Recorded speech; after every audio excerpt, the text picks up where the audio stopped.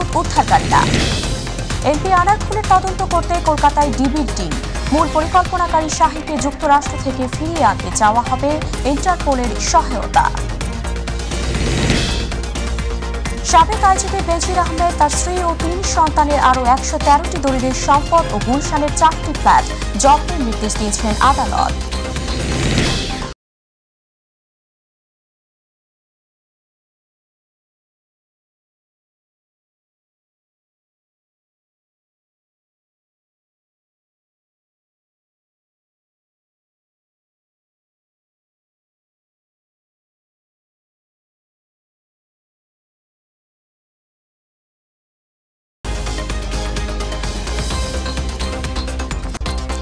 দর্শক শুনছিলেন সংবাদ শিরোনাম, চলে যাচ্ছে বিস্তারিত প্রসঙ্গে।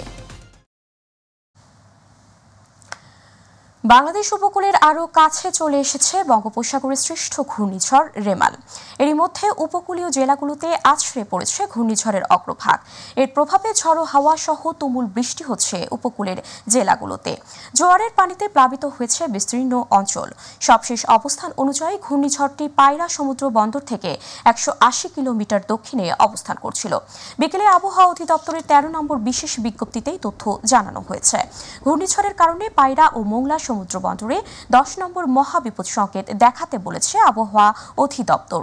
চট্টগ্রাম ও কক্সবাজার সমুদ্র বন্দরে ৯ নম্বর বিপদ সংকেত দেখাতে বলা হয়েছে। উপকূলীয় জেলা খুলনা, সাতক্ষীরা, বাগেরহাট, পিরোজপুর, ঝালকাঠি, বরগুনা, বরিশাল, ভোলা, পটুয়াখালী এবং তাদের কাছের দ্বীপ ও চরগুলো ১০ নম্বর মহাবিপদ সংকেতের আওতায় থাকবে। প্রবল ঘূর্ণিঝড় রেমালের প্রভাবে বিরূপ আবহাওয়ার কারণে চট্টগ্রাম শাহ আমানত আন্তর্জাতিক বিমানবন্দর ও কক্সবাজার বিমানবন্দর থেকে সব ধরনের বিমান ওঠানামা বন্ধ ঘোষণা করেছে বেসামরিক বিমান চলাচল কর্তৃপক্ষ।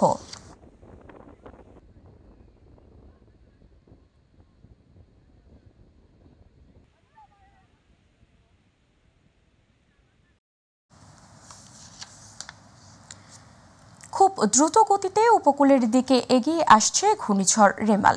এরই মধ্যে উপকূলে আছড়ে পড়েছে অগ্রভাগ। অতি প্রবল এই ঘূর্ণিঝড়টির কেন্দ্র সন্ধ্যা ৬টার পর পরবর্তী ৩ থেকে ৪ ঘন্টার মধ্যে মোংলার পাশ দিয়ে খেপুপাড়া উপকূল অতিক্রম করতে পারে বলে জানিয়েছে বাংলাদেশ আবহাওয়া অধিদপ্তর। বিকেলে আবহাওয়া অধিদপ্তরের পরিচালক মোহাম্মদ আজিজুর রহমান সংবাদ সম্মেলনে এই তথ্য জানান। তিনি বলেন, ঘূর্ণিঝড় কেন্দ্রের বাতাসের গতিবেগ ঘন্টায় ৯০ কিলোমিটার, যা ১২০ কিলোমিটার পর্যন্ত বৃদ্ধি পাচ্ছে। এই অবস্থায় ঘূর্ণিঝড় কেন্দ্র উপকূল অতিক্রম করতে ৩ থেকে ৪ ঘন্টা লাগতে পারে। এ সময় উপকূলীয় জেলা খুলনা, সাতক্ষীরা, বাগেরহাট, পিরোজপুর, ঝালকাঠি, বরগুনা, বরিশাল, ভোলা, পটুয়াখালী, নোয়াখালী, ফেনী সহ অন্যান্য জেলায় ৪ ঘন্টা যাবৎ তাণ্ডব চালাবে রেমাল। ও মংলা সমুদ্র বন্দরকে ১০ নম্বর মহাবিপদ সংকেত, আমি আবার বলছি ১০ নম্বর মহাবিপদ সংকেত দেখিয়ে যেতে বলা হয়েছে। উপকূলীয় জেলা খুলনা, সাতক্ষীরা, বাগেরহাট, পিরোজপুর, ঝালকাঠি, বরগুনা, বরিশাল, ভোলা, পটুয়াখালী এবং তাদের অদূরবর্তী দ্বীপ ও চরসমূহ ১০ নম্বর মহাবিপদ সংকেতের আওতায় থাকবে। কক্সবাজার ও চট্টগ্রাম সমুদ্র বন্দরকে ৯ নম্বর মহাবিপদ সংকেত দেখিয়ে যেতে বলা হয়েছে। দর্শক, ঘূর্ণিঝড়ের খবর জানাতে এই মুহূর্তে ভোলা থেকে যুক্ত হচ্ছেন প্রতিনিধি আরিফ হোসেন লিটন। লিটন, আপনার কাছ থেকে জানতে চাচ্ছি যে এরই মধ্যে তো রিমালের প্রভাব পড়তে শুরু করেছে, তো এখন সেখানে কি পরিস্থিতি দেখছেন আপনি, জানাবেন আমাদেরকে।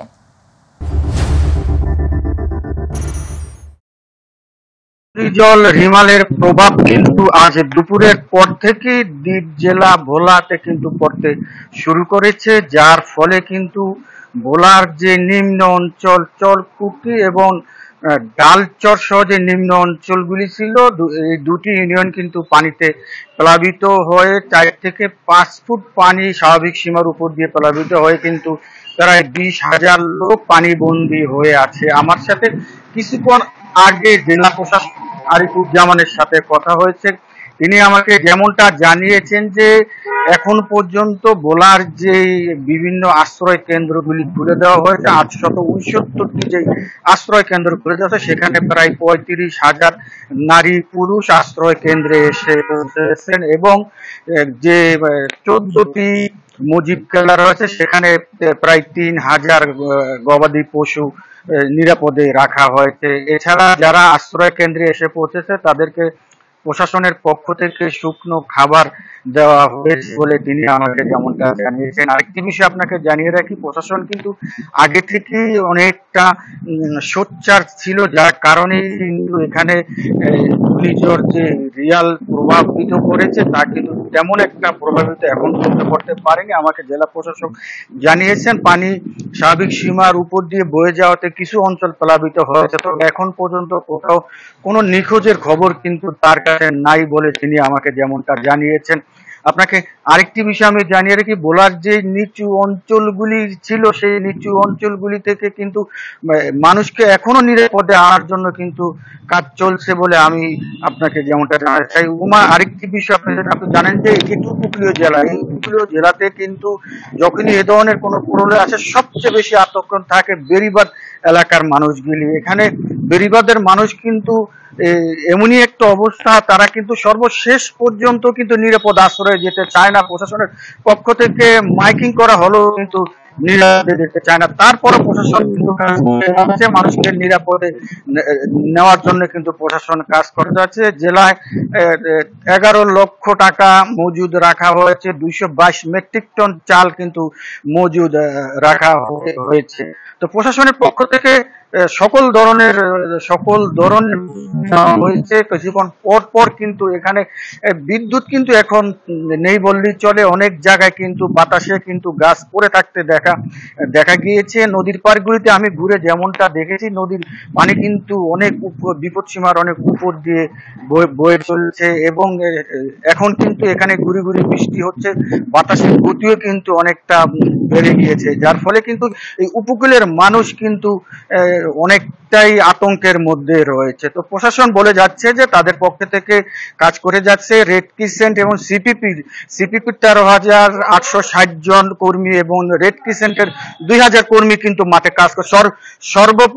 সর্বোপরি বলা যায় যে প্রশাসন মাঠে আসে এবং বিদ্যুতের যে একটি বিষয় রয়েছে, বিদ্যুৎ কিন্তু নেই বললেই চলে। বিদ্যুৎ কিছুক্ষণ আগে একটু ছিল, আবার কিন্তু এখন এই মুহূর্তে কিন্তু বিদ্যুৎ নাই, যার ফলে কিন্তু গোটা ভোলা উপজেলা জেলায় ভোলাটা কিন্তু এখন অন্ধকারাচ্ছন্ন হয়ে রয়েছে, একরকম ভূতের বাড়ির মতো অবস্থা হয়ে গেছে, যার ফলে কিন্তু এখানকার মানুষ আরো বেশি আতঙ্কের মধ্যে রয়েছে। তবে জেলা প্রশাসক আমাকে যেমনটা আশ্বাস দিয়ে যাচ্ছেন, জেলা প্রশাসক বলছেন যে জেলা প্রশাসকের পক্ষ থেকে সকল ধরনের পদক্ষেপ নেওয়া হয়েছে। তিনি বলছেন যে এই ঘূর্ণিঝড় রিয়েল যাতে মানুষকে কোনো প্রকার প্রভাবিত করতে না পারে, মানুষের যাতে কোনো প্রকার ক্ষতি না হয় তার জন্য প্রশাসন প্রস্তুত রয়েছে। তো এই ছিল ভোলা থেকে ঘূর্ণিঝড় রিয়েল নিয়ে আমার সর্বশেষ খবর। উপমা। লিটন, আপনাকে ধন্যবাদ। দর্শক, ভোলা থেকে ঘূর্ণিঝড় রেমেলের সর্বশেষ খবর জানাচ্ছিলেন প্রতিনিধি আরিফ হোসেন লিটন। আপনারা দেখছিলেন যে সেখানে বিদ্যুৎ সংযোগও বিচ্ছিন্ন হয়ে গেছে রেমেলের প্রভাবে। এবারে দর্শক, এই মুহূর্তে সাতক্ষীরা থেকে ঘূর্ণিঝড় পরিস্থিতির খবর জানাচ্ছে প্রতিনিধি ফয়সুল হক। ধন্যবাদ। আপনাকে প্রথমেই বলে রাখি, আমি এখন দাঁড়িয়ে আছি সাতক্ষীরার উপকূলবর্তী যে উপজেলা শ্যামনগরের যে সুন্দরবনের কোল ঘেঁষে গড়ে ওঠা যে খোলপেটা নদী, সেই নদীর উপরেই আপনাদেরকে একটু যদি দেখাই যে এখন কিন্তু নদী পুরোপুরি কিন্তু উত্তাল। দুপুর থেকে কিন্তু সাতক্ষীরায় যে ঘূর্ণিঝড় রেমাল, সেই রেমালের প্রভাব কিন্তু পড়তে শুরু করেছে এবং যে নদীতে জোয়ার ছিল সেই জোয়ারে কিন্তু নদীর যে স্বাভাবিক পানি ছিল সেই স্বাভাবিক পানির থেকে কিন্তু 5 ফিটের মতো পানির উচ্চতা ছিল, যে কারণে কিন্তু আমাদের এই সুন্দরবনের কোলে গড়ে ওঠা যে গাফুরা ইউনিয়ন, সেই ইউনিয়নের 9 নম্বর ওয়ার্ডের খোলপেটা নদীর যে উপকূল রক্ষা বাঁধ, সেই রিং বাঁধ ছাপিয়ে কিন্তু পানি লোকালয়ে প্রবেশ করেছিল। তবে আপনাদেরকে আরেকটি কথা জানিয়ে রাখি যে জোয়ার কমার সাথে সাথে যখন ভাটা আসে, কিন্তু ভাটার সময় নদীতে যে স্বাভাবিক পানি কমে যাওয়ার কথা, কিন্তু আজ কিন্তু সেই পানি কিন্তু কমেনি।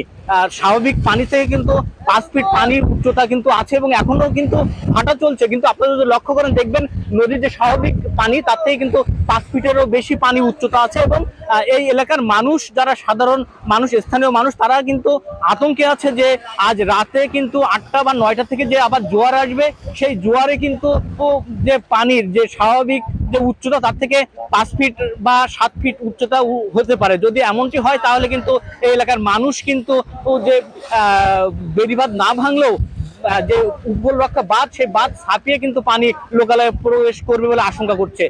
এখন পর্যন্ত আমার কাছে এই ছিল ঘূর্ণিঝড় রেমালের সর্বশেষ অবস্থা। ফয়জুল হক, আপনাকে ধন্যবাদ।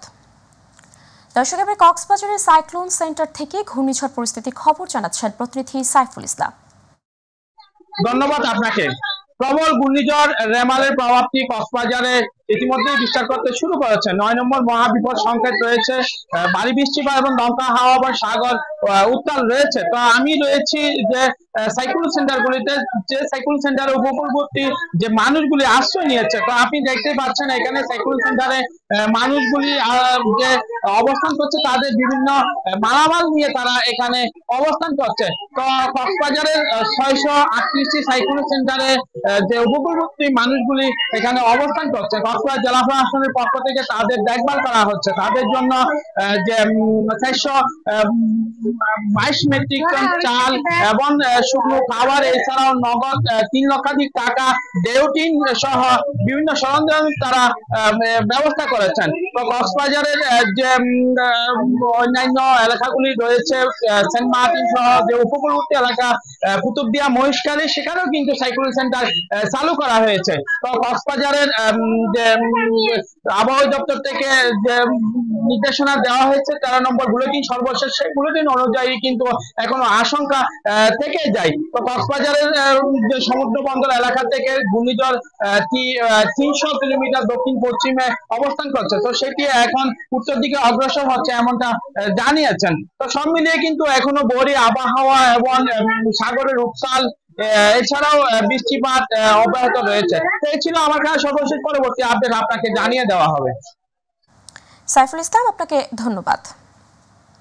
চলে যাচ্ছি পরের সংবাদে। দুর্যোগ ও ত্রাণ প্রতিমন্ত্রী মহিবুবুর রহমান বলেছেন, ঘূর্ণিঝড় রেমাল সন্ধ্যা নাগাদ উপকূলে আঘাত হানবে, মধ্যরাতে বাংলাদেশ পার হবে। দুপুরে সচিবালয়ে আন্তঃমন্ত্রণালয় সভা শেষে তিনি এক ব্রিফিংয়ে এসব কথা বলেন। প্রতিমন্ত্রী জানান, উপকূল এলাকায় বাতাসের গতিবেগ থাকবে 120 কিলোমিটার।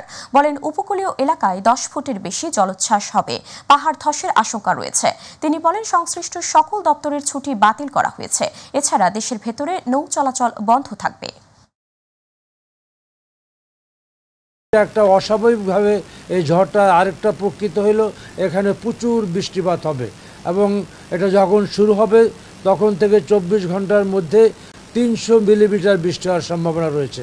যার জন্য আমরা মনে করি সমস্ত বাংলাদেশেই এই বৃষ্টিপাতের জন্য ক্ষতিগ্রস্ত হবে। এই জন্য আমাদের পাহাড়ি অঞ্চলগুলি ব্যাপকভাবে ল্যান্ডস্লাইড হওয়ার সম্ভাবনা আছে।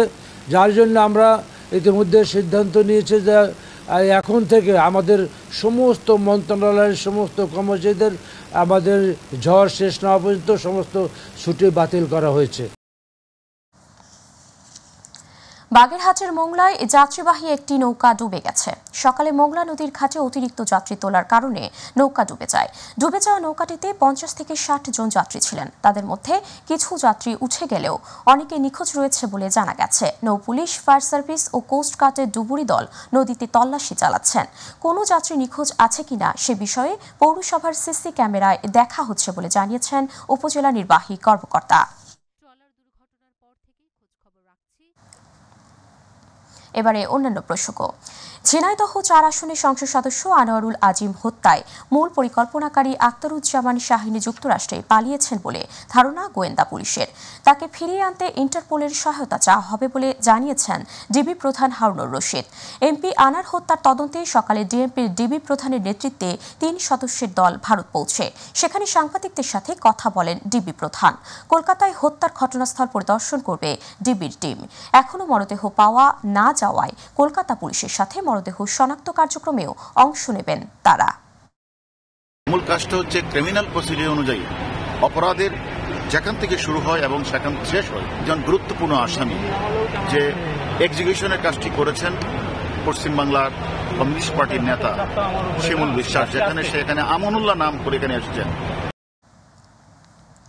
পুলিশের সাবেক মহাপরিচালক পরিদর্শক বেনজির আহমেদ ও তার স্ত্রী সন্তানের নামে থাকা আরও ১১৩টি দলিলের সম্পদ ও গুলশানের 4টি ফ্ল্যাট ক্রোক এবং অনেকগুলো কোম্পানির শেয়ার অবরুদ্ধ করার আদেশ দিয়েছেন আদালত।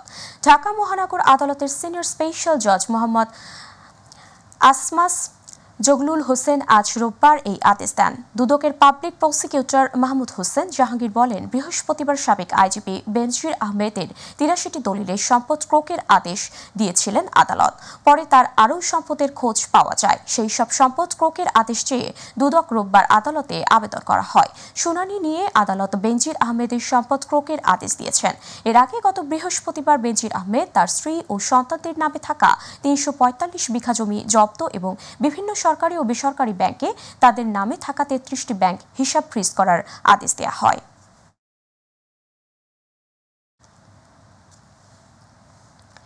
সাংবাদিক হেনস্থার ব্যাপারে সরকার সতর্ক রয়েছে বলে জানিয়েছেন আওয়ামী লীগের সাধারণ সম্পাদক সড়ক পরিবহন ও সেতু মন্ত্রী ওবায়দুল কাদের। ঢাকা রিপোর্টার্স ইউনিটির প্রতিষ্ঠা বার্ষিকীর অনুষ্ঠানে তিনি বলেন, সাংবাদিকতার নামে অপসাংবাদিকতা ও ভয়ালোক যাতে মহান এ পেশাকে অসম্মান করতে না পারে সেজন্য সাংবাদিকদের সতর্ক থাকতে হবে। পেশাজীবী সংগঠনগুলোকে পেশার চেয়ে দলীয় পরিচয়কে গুরুত্ব না দিতে গণমাধ্যম কর্মীদের প্রতি আহ্বান জানান বিরোধী দলীয় নেতা জাতীয় পার্টির চেয়ারম্যান জিএম কাদের। আরও জানাচ্ছেন রাকিব হাসান।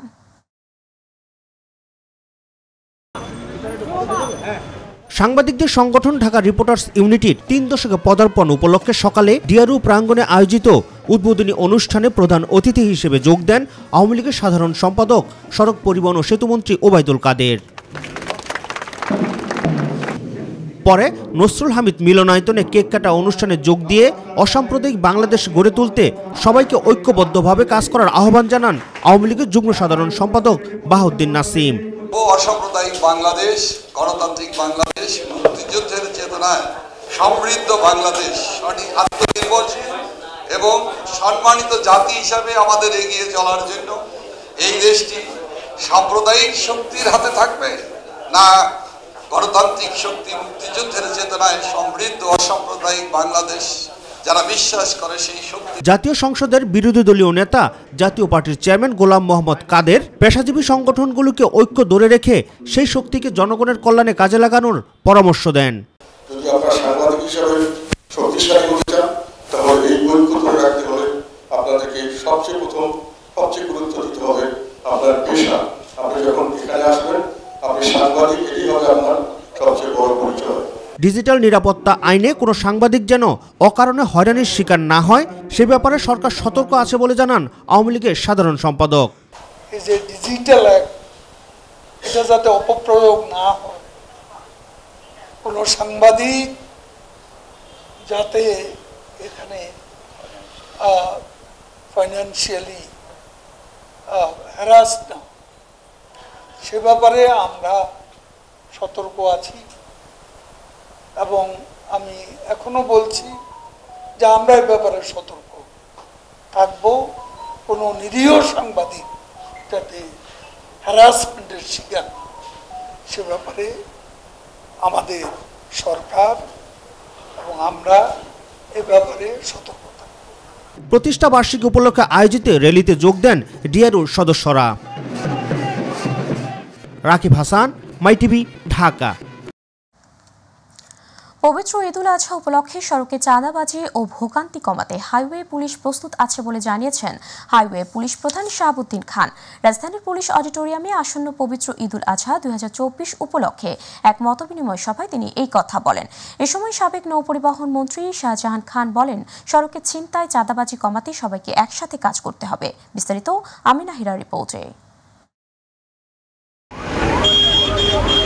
পবিত্র ঈদুল আজহা আসলেই সড়কে বাড়ে নৈরাজ্য। পশু পরিবহনকারী ট্রাকে চলে চাঁদাবাজি ও জোর জবরদস্তি, আর এতে বিড়ম্বনায় পড়েন পরিবহন মালিক, শ্রমিক ও পশু ব্যাপারীরা।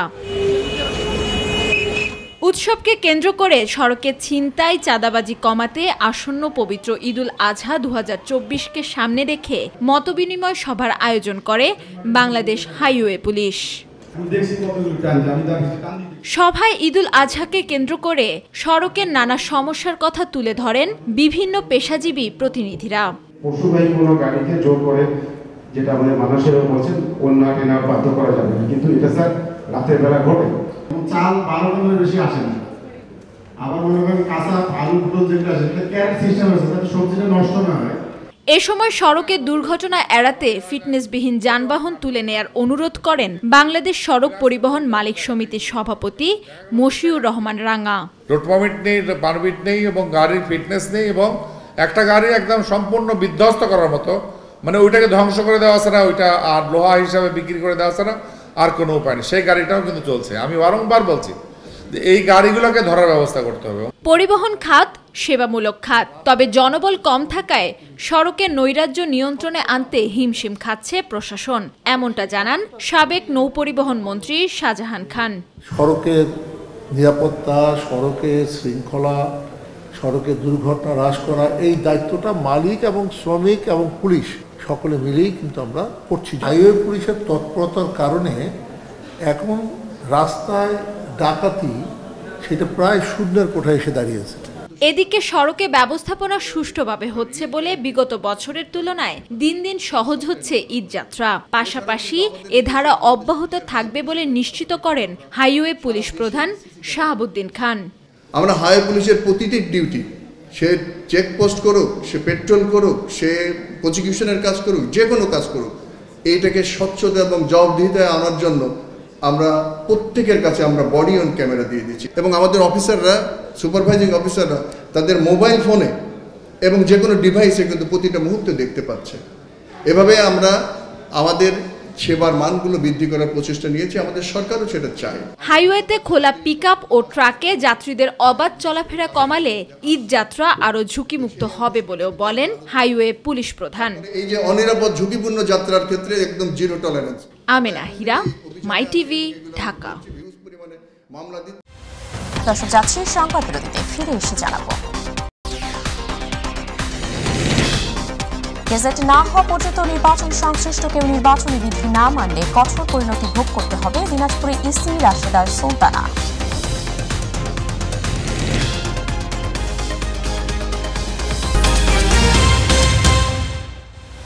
দর্শক, স্বাগত আরও একবার। আপনারা দেখছেন মাই টিভি সন্ধ্যার সংবাদ।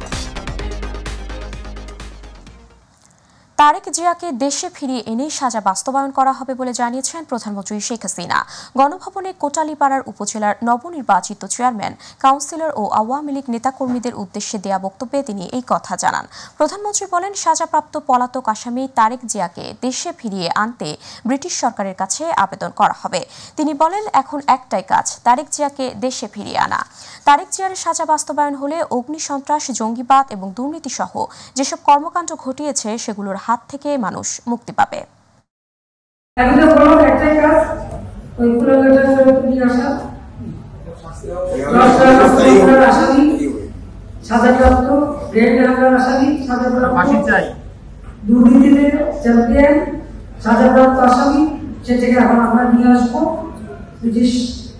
গভর্নমেন্টের কাছে আমরা সেই আবেদন করবো সরকার পক্ষ থেকে, যে ওখানে যে আসামি তারেক জিয়া সাজাপ্রাপ্ত, তাকে জন্য বাংলাদেশে ফেরত পাঠাতে হবে। সেই এখন আমরা সেই চিঠিটা অবশ্যই ব্যবস্থা করে দিতে হবে এবং ওটাকে নিয়ে এসে এদেশে সাজাটা বাস্তবায়ন করতে হবে। এর আগে জাতির পিতা বঙ্গবন্ধু শেখ মুজিবুর রহমানের জীবনী ভিত্তিক ডকুমেন্টারি কলকাতায় মুজিব এর খসড়া কপির অবলোকন করেছে বঙ্গবন্ধু কন্যা প্রধানমন্ত্রী শেখ হাসিনা। সকালে গণভবনে সংশ্লিষ্ট প্রধানমন্ত্রীর সামনে এই খসড়া কপি উপস্থাপন করেন। কলকাতায় মুজিব নামে এই ডকুমেন্টারিতে যাতে ইতিহাসের সবকিছু স্পষ্টভাবে উঠে আসে সে বিষয়ে সংশ্লিষ্টদের সাথে মতবিনিময় করেন প্রধানমন্ত্রী। নতুন প্রজন্মের কাছে বাংলাদেশ ও স্বাধীনতার সঠিক ইতিহাস তুলে ধরার কার্যক্রম অব্যাহত রাখতে এমন উদ্যোগ নেওয়া হয়েছে। পরে প্রধানমন্ত্রী সংশ্লিষ্ট ব্যক্তিবর্গের সঙ্গে ফটো সেশনে অংশ নেন।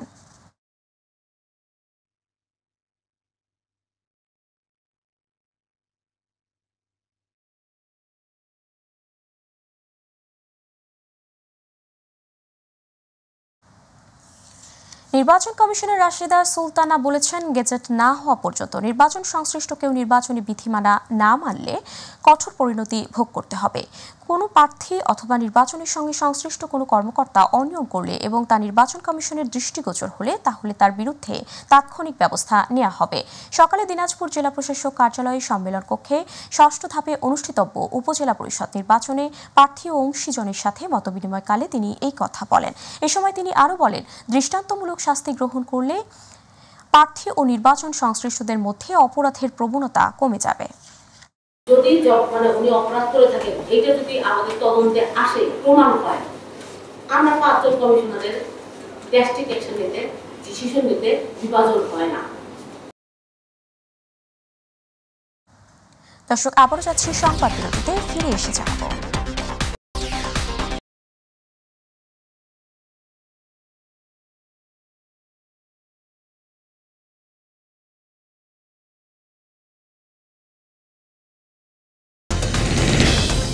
এবং জমকালো আয়োজনে শুরু হলো বঙ্গবন্ধু কাপ আন্তর্জাতিক কাবাডির চতুর্থ আসর।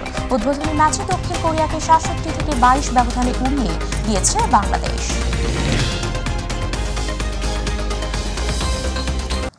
এবারে খেলার সংবাদ।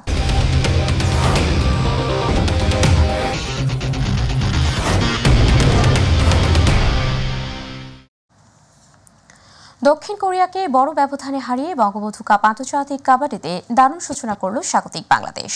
উদ্বোধনী ম্যাচে কোরিয়ানদের ৬৭-২২ ব্যবধানে হারায় হ্যাটট্রিক চ্যাম্পিয়নরা।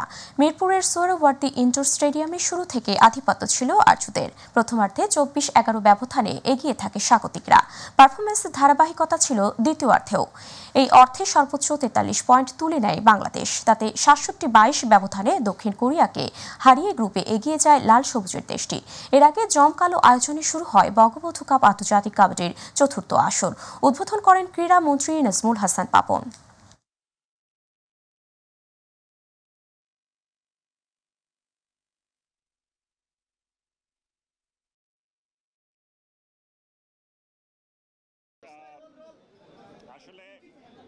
যেহেতু এটা আমাদের জাতীয় স্পোর্টস, আমরা যদি ঠিকমতো এটাকে সাহায্য সহযোগিতা করতে পারি, ঠিকমতো প্ল্যান্ড ওয়েতে আগাতে পারি, তাহলে অবশ্যই বাংলাদেশ কাবাডিতে বাংলাদেশ অবশ্যই আন্তর্জাতিকভাবে ভালো রেজাল্ট নিয়ে আসবে। দর্শক, সংবাদের শেষ প্রান্তে আমরা যাবার আগে সংবাদ শিরোনামগুলো জানিয়ে দিচ্ছি আরও একবার।